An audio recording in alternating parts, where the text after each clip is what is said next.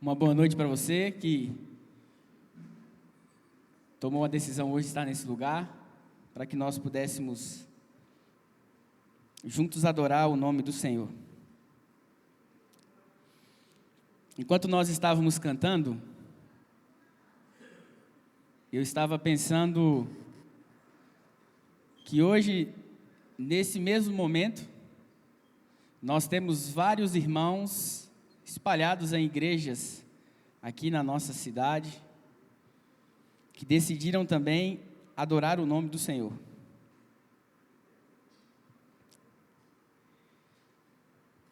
Nós temos o privilégio de estar nesse lugar, com bancos confortáveis, um ambiente climatizado, mas o mais importante não é o tamanho do templo, mas o tamanho da entrega.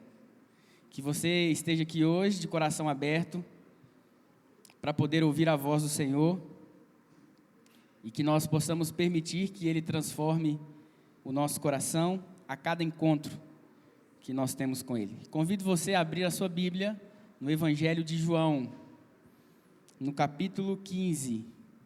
Evangelho de João, capítulo 15.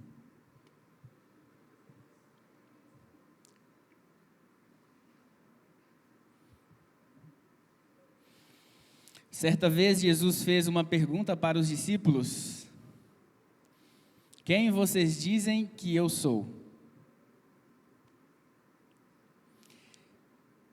Se Jesus fizesse essa pergunta para você agora, qual seria a sua resposta? Eu quero que você reflita de maneira pessoal nessa pergunta. A partir da sua experiência com Jesus, a partir da sua caminhada, do seu relacionamento, da sua comunhão, quem é Jesus para você? Possivelmente, muito provavelmente, você já ouviu essa pergunta. Mas à medida que o tempo passa, as relações mudam.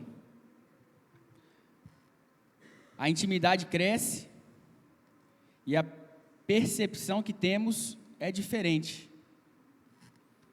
O cristão vai amadurecendo na sua jornada e o seu relacionamento com Jesus vai abrindo os seus olhos. E eu queria que você pensasse agora: quem é Jesus na sua vida hoje? O que ele significa para você? João capítulo 15, verso 5, diz assim: eu sou a videira, vocês são os ramos. Quem permanece em mim e eu nele, esse dá muito fruto, porque sem mim vocês não podem fazer nada. Jesus diz assim: sem mim vocês não podem fazer nada. Absolutamente nada. Esse verso está inserido em um bloco muito importante dentro do contexto bíblico, porque era um dos últimos momentos que Jesus estava tendo com os seus discípulos. No capítulo 14 de João, Jesus dá um alerta para eles. Jesus fala assim: olha, não fiquem com o coração temeroso. Eu estou indo, não estarei entre vocês, estou indo preparar um lugar, mas eu vou voltar, buscar vocês para que onde eu estiver, vocês também estejam. E no capítulo 14, a partir do verso 16, Jesus fala assim: olha, eu estou indo, vou preparar um lugar, mas enquanto eu não estiver aqui, vocês não estarão sozinhos, porque vou pedir ao Pai que vos envie um Consolador. E aí no capítulo 15, pegando essa linha de pensamento, Jesus estava dizendo assim: olha, eu estou indo preparar um lugar, vou voltar para buscar vocês, enquanto isso vou enviar um Consolador, mas durante o período que eu estiver longe, permaneçam em mim, porque sem mim vocês não podem fazer nada.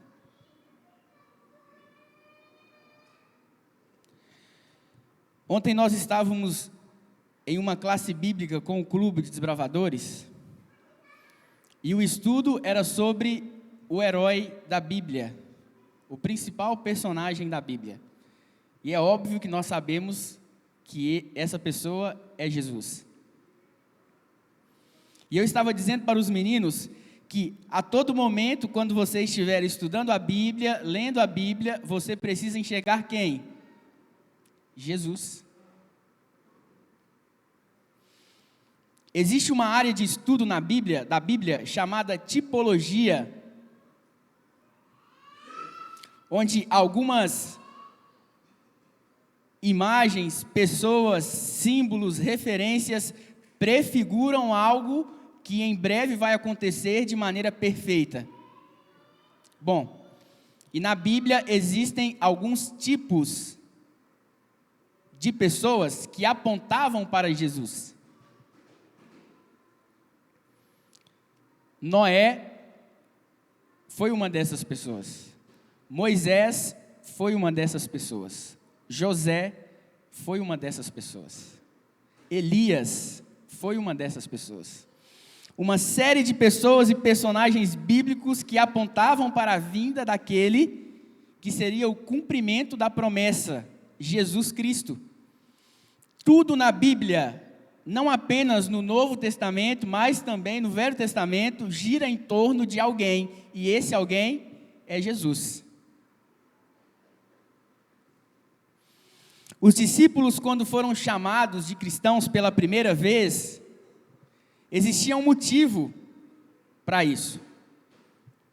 Eles haviam passado tempo com o Mestre, eles aprenderam a falar como Jesus, eles aprenderam a agir como Jesus, a se comportar como Jesus, a falar sobre Jesus. O tempo todo se via Cristo na vida deles, e a partir disso foram chamados de cristãos.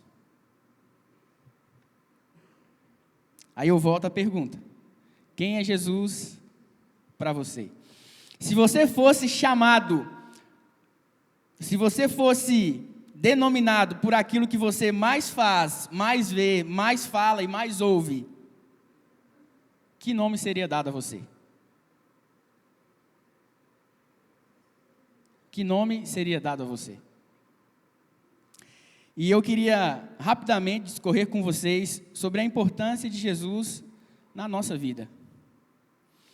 Muitas vezes nós lemos livros, ouvimos histórias, assistimos testemunhos, mas a verdade é que nós só teremos uma vida cristã real a partir do momento em que tivermos as nossas próprias experiências com Jesus. É muito bom ouvir testemunho das pessoas. É muito bom ver e ler como Jesus age transformando a vida de muitos. Mas não há nada melhor do que experimentar um relacionamento real, pessoal e individual com Jesus. Nós vivemos hoje em um mundo onde tudo que o inimigo faz é para nos levar para longe de Jesus. E aqui Jesus fala assim, olha, permaneçam em mim, enquanto o inimigo tenta enredar você para longe da presença de Cristo. E alguns dias atrás, na escola, conversando com alguns alunos, eu perguntei a eles: quais estratégias você acredita que o inimigo emprega para manter as pessoas longe de Jesus? E eles começaram a falar uma série de coisas. Só que teve uma resposta que me chamou a atenção. Foi quando uma jovenzinha ali, 15, 16 anos, 14, 15 anos na verdade, ela escreveu assim, olha, se eu tivesse que bolar uma estratégia para afastar as pessoas de Jesus, eu iria exterminar todas as Bíblias do mundo. Foi o que ela disse. E essa resposta levantou uma discussão, porque quando eu falei da resposta dessa menina, outro aluno levantou a mão e começou a dizer: mas para que acabar com todas as Bíblias, se hoje existem muitas distrações? A gente sabe que, tempos atrás, o inimigo tentou fazer isso. Por muito tempo, pessoas comuns não tinham acesso à Bíblia. Mas chegou um momento em que todos podiam conhecer a palavra. E a partir disso, uma estratégia do inimigo não é mais com que as Bíblias sejam exterminadas, mas com que as pessoas não leiam a Bíblia. Que as pessoas deixem a Bíblia aberta nas suas casas, no Salmo 91, no Salmo 23, mas que elas não toquem as suas Bíblias para ter essa comunhão com Deus. O inimigo quer nos distrair. E aí depois eu fiz uma outra pergunta para eles. Eu disse assim, olha, o que você acha que o inimigo tem feito para manter você longe da presença de Jesus? E eles começaram a escrever. Só que isso não se aplica só aos adolescentes, isso se aplica a mim e a você. E no final da conversa, a conclusão foi o seguinte, olha, a gente sabe o que o inimigo faz, como ele faz, quando ele faz, o jeito que ele faz, e ainda assim nós, às vezes, deixamos ele ganhar.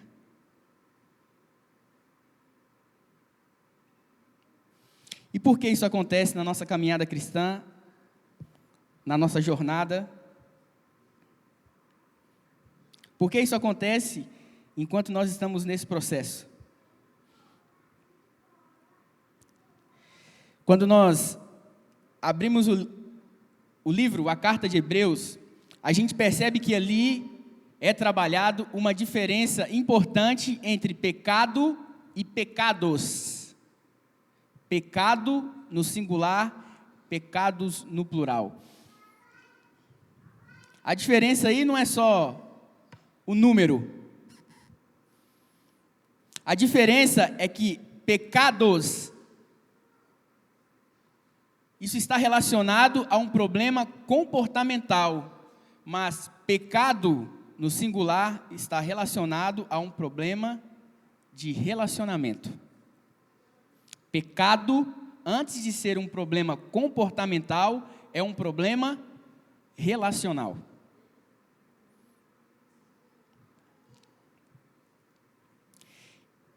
E aqui o pastor Silas Campos, ele tem uma frase que eu acho muito interessante, ele diz o seguinte: o fracasso espiritual é um processo lento, cheio de pontos de negligência em nossa devoção ao nosso Senhor Jesus Cristo. O fracasso espiritual não é algo que acontece do dia para a noite. O fracasso espiritual acontece de maneira vagarosa, quando nós negligenciamos a oração por um dia, deixamos a Bíblia de lado, negligenciamos o culto familiar, e com isso vamos nos afastando de Jesus. E quando nos deparamos com dificuldades, com tentações, facilmente seremos vencidos, porque Jesus disse que sem Ele, nada, absolutamente nada, nós poderíamos fazer. E como diz o pastor Josanã Alves, hoje, muitas vezes nós caímos, erramos e falhamos de maneira repetida, não é porque existe muita promiscuidade no mundo, não é porque o pecado está aí enredando e oferecendo coisas às pessoas, não é porque o mundo está cada vez se degradando mais, nós caímos, falhamos e erramos repetidas vezes porque passamos pouco tempo em oração. Não há outra maneira de se tornar um cristão invencível a não ser através de uma vida devocional particular e pessoal com Jesus.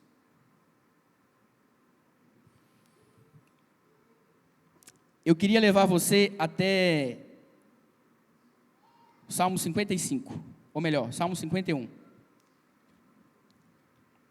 Salmo 51 é um salmo conhecido.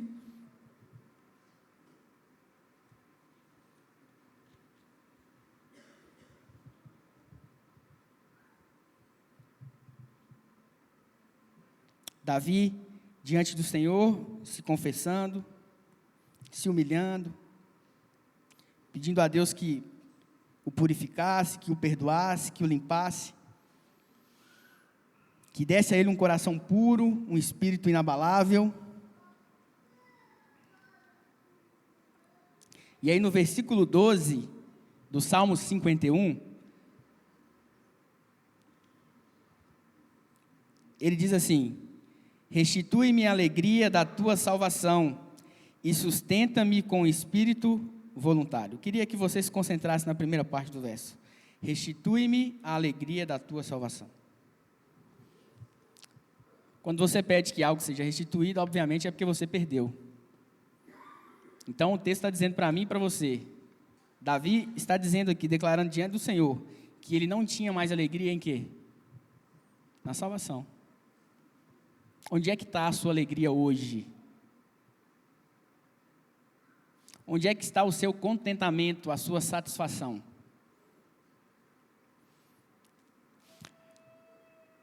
A oração é uma recusa, é uma maneira onde você externaliza na prática o desejo que você tem de viver perto do Senhor.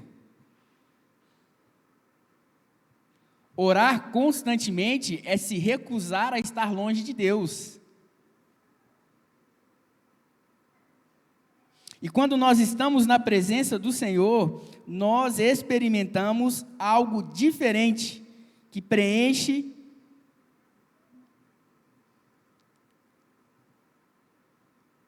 que traz alegria, que traz contentamento, que traz satisfação.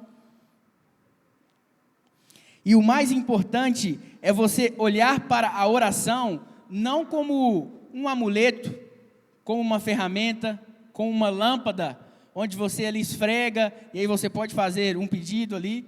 Não é isso. Não se trata do que a oração pode fazer por você, mas sim do que a oração faz em você. Esse é o segredo da oração. Oração é a maneira de você se relacionar. Pouco tempo atrás, foi feita uma pesquisa por uma psicóloga, e ela constatou que o diálogo ajuda a resolver cerca de 60% a 70% dos problemas. O diálogo ajuda a gente a resolver cerca de 60% a 70% dos problemas. Se entre nós o diálogo tem esse poder, imagina você em um diálogo constante com o seu Criador e o seu Salvador. A oração é uma ferramenta indispensável na vida do cristão. E a serva do Senhor diz: as trevas do maligno envolvem os que negligenciam a oração. As sutis tentações do inimigo os incitam ao pecado, e tudo isso por não fazerem uso do privilégio da oração que Deus lhes conferiu. Quando nós deixamos de orar, nós estamos dando uma brecha para que o inimigo venha com força sobre nós com as suas tentações. Não tente lutar contra o inimigo sozinho. A verdade é que o que nós temos que fazer não é lutar contra o inimigo, o que nós temos que fazer é nos render ao Senhor, porque Ele luta por nós. Ele tem milhares de anos de experiência. Então não é prudente. Mas o que nós devemos fazer é nos entregarmos ao Senhor, permitindo que através da oração Ele opere uma obra em nós e também através de nós. Eu gostaria de ler um último texto com vocês, no livro do Gênesis. Gênesis capítulo 1.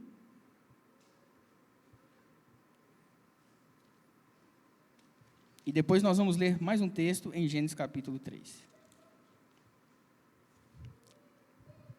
Os últimos textos da noite. Gênesis capítulo 1, o verso é o verso 26. Eu queria fazer uma aplicação a esse contexto aqui. Gênesis 1, 26, diz assim: Também disse Deus, façamos o homem à nossa imagem, conforme a nossa semelhança. Tenha ele domínio sobre os peixes do mar, sobre as aves dos céus, sobre os animais domésticos, sobre toda a terra e sobre todos os répteis que rastejam pela terra. Ok. Aqui em Gênesis capítulo 1, Deus havia criado o homem e mulher e deu a eles domínio sobre todas as coisas. Deus deu a eles domínio sobre todas as coisas. E o capítulo 26 trabalha de maneira específica. Domínio sobre tudo. E Deus fala ali sobre cada coisa. Quando nós chegamos no capítulo 3 de Gênesis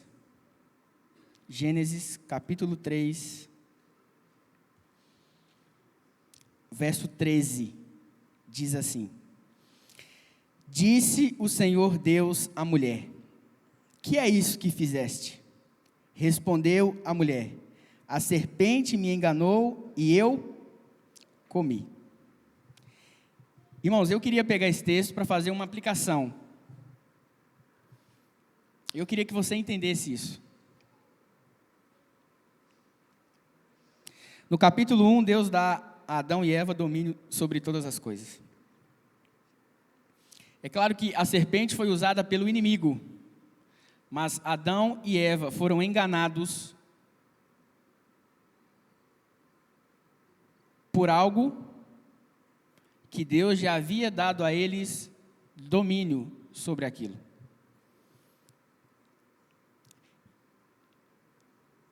E se tratando do que nós estamos falando aqui hoje, eu e você, em nós mesmos, não temos poder para vencer qualquer tentação.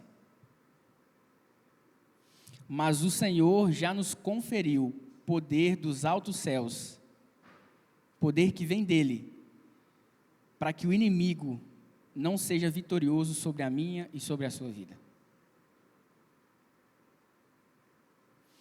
Adão e Eva estavam em circunstâncias favoráveis. Eles não tinham estatísticas, eles não tinham reportagens, eles não conheciam o mal, como eu e você conhecemos.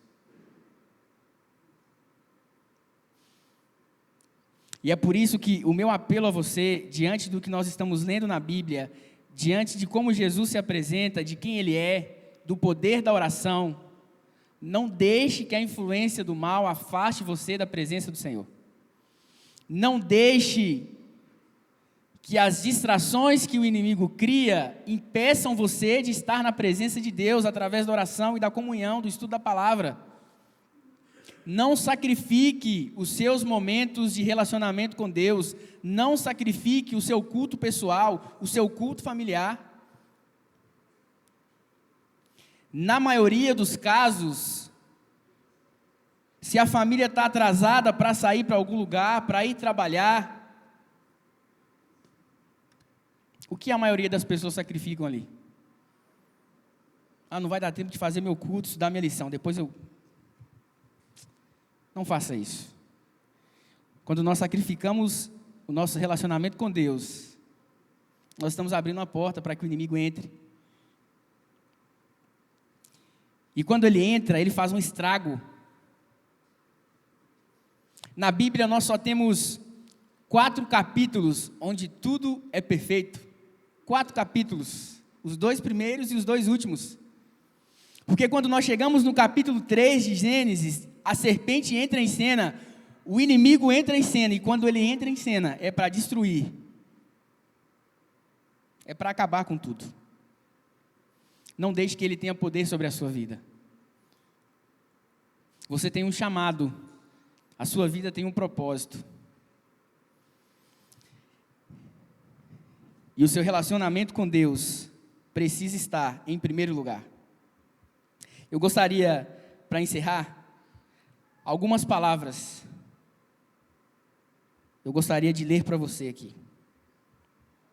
Do quão importante é nós estarmos em comunhão com Deus nas nossas batalhas do dia a dia. Em Juízes capítulo 16, verso 20 diz,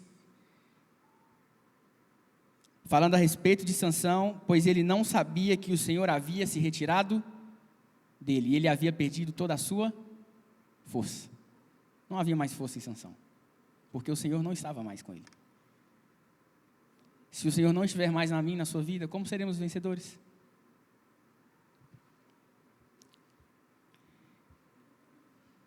E o pastor Paulo Qui, presidente da Associação Pernambucana, ele diz o seguinte: Sansão tornou-se um ícone de força física e ao mesmo tempo um símbolo de fraqueza moral. Nasceu com um propósito nobre, mas se vendeu por um preço ínfimo. Sansão foi colecionando pequenas derrotas ao longo da vida, deixando assim aberto o caminho para uma sequência de desastres espirituais. Sansão tinha um chamado, mas não uma vida de oração. Tinha uma promessa, mas pouco deleite na palavra. Sem dúvidas, tinha um futuro glorioso, que foi sepultado por um presente negligente. Não se iluda com sucessos públicos, apesar dos fracassos secretos. Deus não age pelos nossos erros, mas apesar deles. Sansão tinha força sobrenatural, mas um discernimento escasso. Jamais devemos ser levianos com o dom que Deus nos deu. Quem brinca com o mal, acaba se tornando brinquedo dele.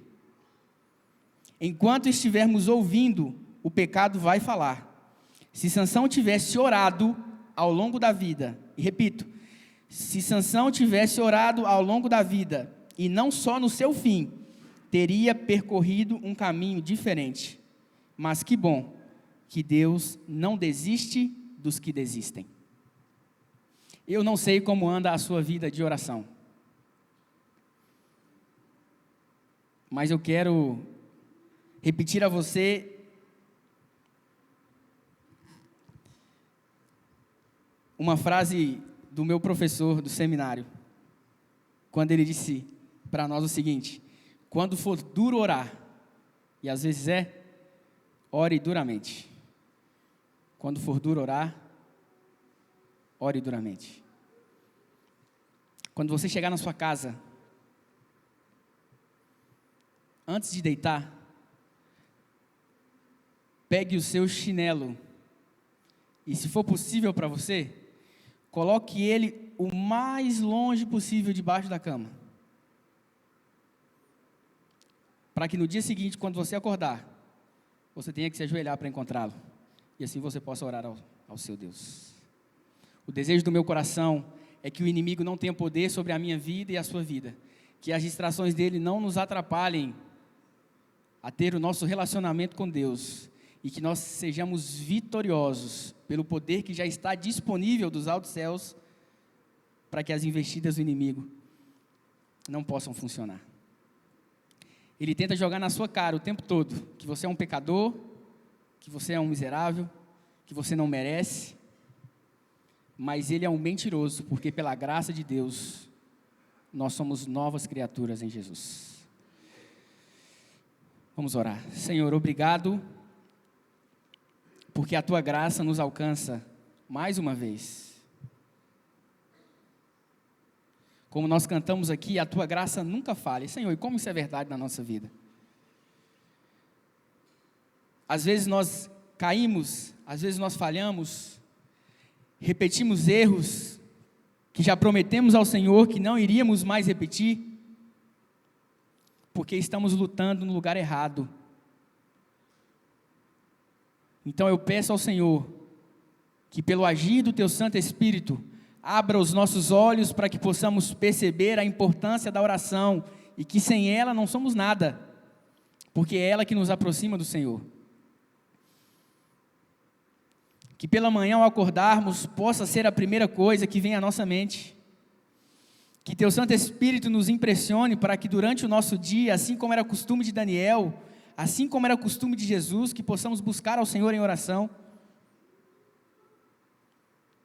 Que possamos fazer na nossa casa, da nossa casa, um altar para o Senhor.